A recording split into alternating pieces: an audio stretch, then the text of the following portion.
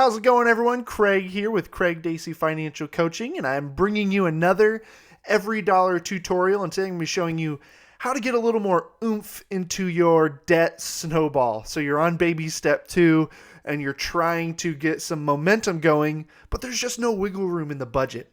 I know a lot of people feel that way. They get all their expenses listed out, and then there's just really nothing left to get that ball rolling. So I'm going to show you an easy trick that you can put in to get some momentum, and I'll show you how it can really save a lot without hurting that badly.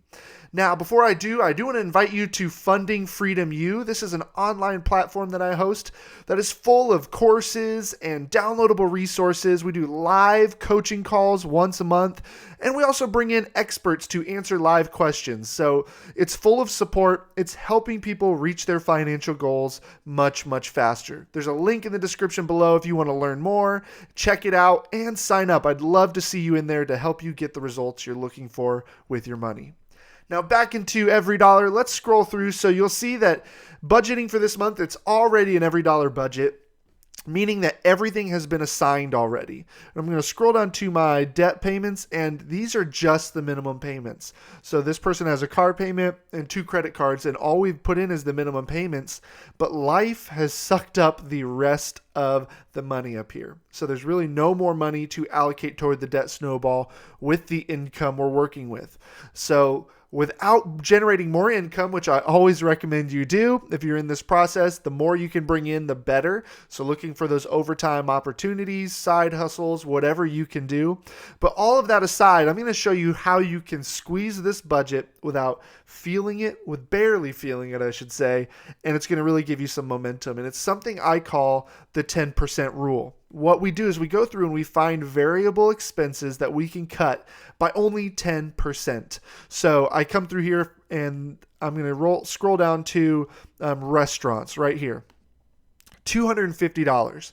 Well, 10% of that is $25. So I cut this category by $25. Now, I know a lot of you are probably thinking, wow, Craig, $25. Great. That's really going to get the ball moving, isn't it? It may not seem like a lot, but it really adds up, and I'll show you how we're going to add that up quickly. Now, the thing is, and the beauty of this process is $225 a month on restaurants feels a lot like $250. You're probably not going to notice a difference, and if you do, it's going to be very subtle between $225 and $250. However, this 25, if we do this over a bunch of categories, is going to add up quickly. So what if we did it to clothing right here? Instead of $100, that's a variable category. What if we only spent 90? We cut it by 10%. We're going to keep scrolling through. Miscellaneous, again, cut it by 10%. We're going to cut it by $10. Entertainment, we can cut by 10%, so we're going to cut it by $20. So now that's $180.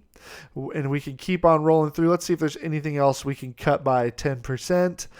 You might be able to cut music and technology. I know that's only $1, but $1 here and there can really add up.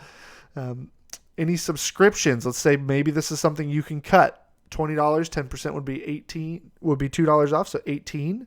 And then groceries is one you can try and cut. If you're able to cut that one by 10%, that's a big one. So $40 off. That one's usually trickier. If $40 off just is like no way, no how, that's unrealistic.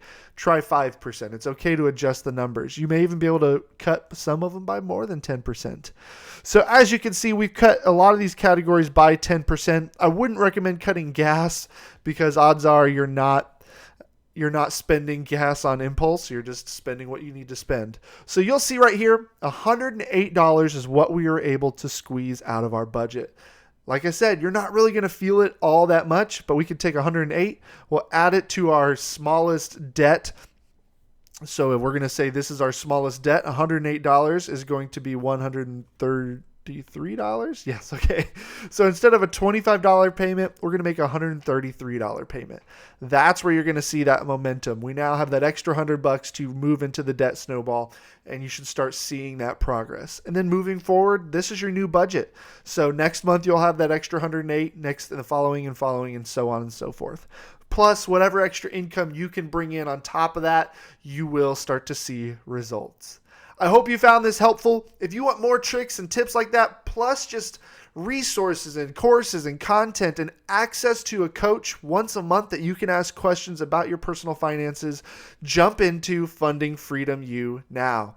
Lots of great results are happening. Use the link below. I'd love to see you there. If you guys have any questions, drop them in the comments box below and I'd love to help you. Otherwise, I'll see you in the next video.